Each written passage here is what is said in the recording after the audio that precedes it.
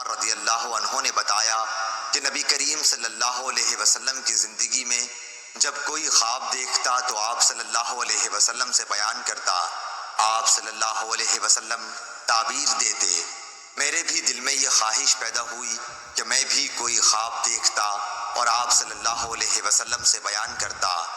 میں ابھی نوجوان تھا اور آپ صلی اللہ علیہ وسلم کے زمانے میں مسجد میں سوتا تھا۔ چنانچہ میں نے خواب میں دیکھا کہ دو فرشتے مجھے پکڑ کر دوزخ کی طرف لے گئے۔ میں نے دیکھا کہ دوزخ پر کنویں کی طرح بندش ہے، یعنی اس پر کنویں کسی مڈیر بنی ہوئی ہے، اس کے دو جانب تھے۔ دوزخ میں بہت سے ایسے لوگوں کو دیکھا جنہیں میں پہچانتا تھا۔ میں کہنے لگا دوزخ سے خدا کی پناہ۔ انہوں نے بیان کیا کہ پھر ہم کو ایک فرشتہ ملا اور اس نے مجھ سے کہا ڈرو نہیں۔ صحیح بخاری حدیث نمبر 1121۔